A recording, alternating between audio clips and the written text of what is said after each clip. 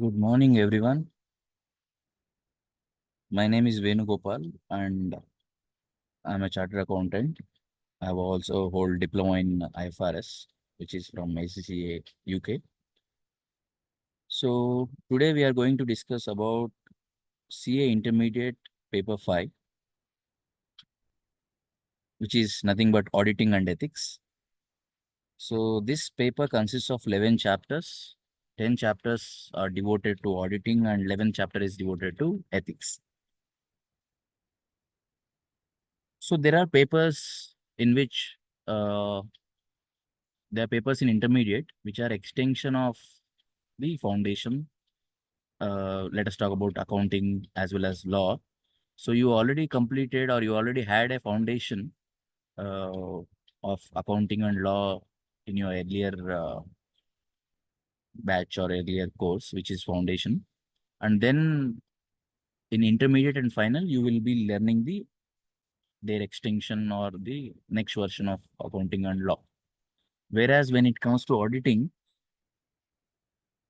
it is the first time you are touching auditing without any basics. So the first few classes are devoted to basics, which are uh, you can think of the foundation for auditing.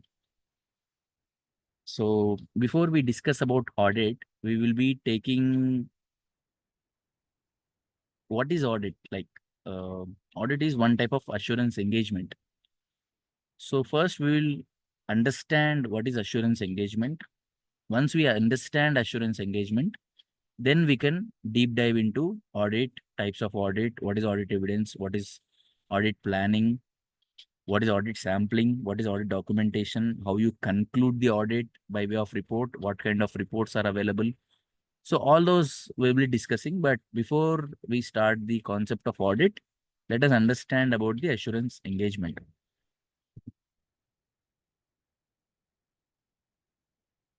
So what do you understand by the term assurance engagement? So let us break it down. So what is an engagement? Engagement is nothing but an arrangement between two parties. It can be for anything, right? So, but we will be specifically discussing about assurance engagement. So let us talk about assurance. We are clear with the term engagement. Engagement is nothing but an arrangement between two parties for providing services or for selling goods. You are well versed with agreement, you are well versed with contract. Engagement, you can also treat it like a contract. You can say contract is a synonym for engagement. So an engagement is nothing but an arrangement between two parties. So what is assurance? So assurance, the technical definition goes like this. The declaration you will receive from one party through which the other party will gain confidence or their confidence will get enhanced. So let us talk about daily examples, daily life examples, so that we can quickly grasp the word assurance. The word assurance, so you generally, like, let us say you are planning, you have completed your 10th standard. Now you want to do a course beyond 10th, which stream you need to choose. MPC, MEC, BPC, CEC, which stream you need to choose. So your parents will take assurances from your relatives or uh, the people who have already completed their engineering or some expert. They feel the other person is expert. They will call, they will take declaration, they will take confirmation about your career. So that is one type of assurance. So you want to buy a TV, you want to buy some clothes, or even in case of marriage proposals. So what they do, your parents will take assurances, your parents will take declaration from someone whom they believe are experts. And once they get their declaration, once they get their opinion, they will enhance their confidence about the product, about the decision, about the individual. So that is the general definition or general understanding of the word assurance. So it's just a declaration from party to enhance the confidence. to enhance the other party's confidence is called assurance. Now we'll join together, which is assurance engagement. So it is an arrangement between two or more parties or two parties where one party is going to enhance their confidence by other party's conclusion or verdict. So this is the general definition. We'll see the technical definition. So in day-to-day events, what happened is you take verbal assurances. So if someone wants to take a written assurance, so then you need to have a proper contract. Then you need to like, if needed, the other person will charge some amount to give that assurance or to give that declaration.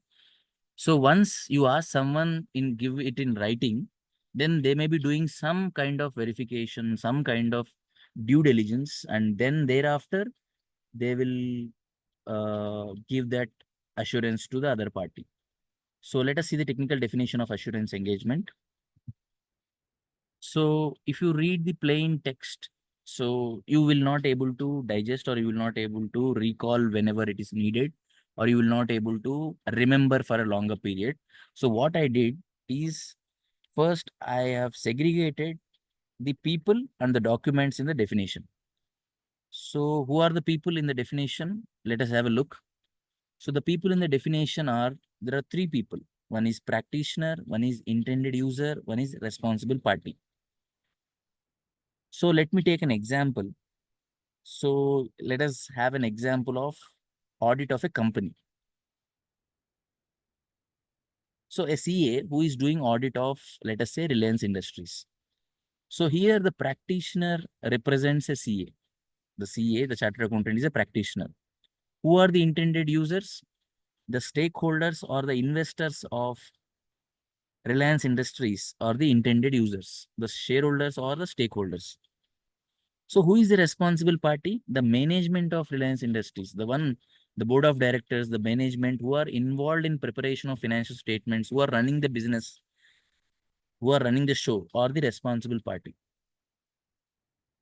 So let us talk about the practitioner.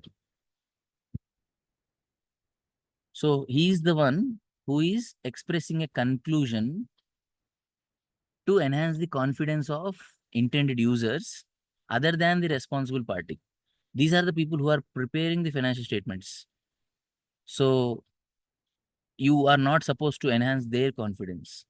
They are the one who are preparing it. So they are the one who are running the business. So now the practitioner is going to give a conclusion to enhance the confidence of intended users. So these are the three people who are involved in this definition.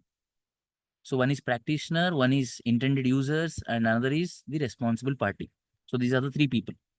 Now we will understand there are three documents in this definition, which is conclusion, subject matter, criteria. What is the conclusion? So once the practitioner does the verification, does his evaluation or measurement, what he will going to issue? He is going to issue a conclusion to intended users. So with this conclusion, the intended users will get their confidence enhanced. So how do he issues the conclusion to intended users? So what is he going to do? He is going to verify the subject matter. What is subject matter? Subject matter is nothing but organization financial statements, for example. The organization financial statements are the subject matter. Who prepared this? The responsible party, the management prepared this. So this is what they have prepared it. So what the practitioner will do? The practitioner will verify the financial statements against the set criteria according to the law of the land. So in India, probably you may take Companies Act as a basis, you may take Income Tax Act as a basis. So when a statutory audit is conducted, a Companies Act will be the set criteria. When you do tax audit, the tax law will be the criteria. So the criteria, against the criteria, the subject matter will be evaluated, verified. And After this verification, what will be the practitioner doing? The practitioner will issue a conclusion to the intended users to enhance their confidence. So now you can read the definition. Let us read the definition together and we'll understand how it helps. So it is an engagement in which a practitioner expresses a conclusion designed to enhance the degree of confidence of the intended users other than the responsible party about the outcome of evaluation of a subject matter against criteria.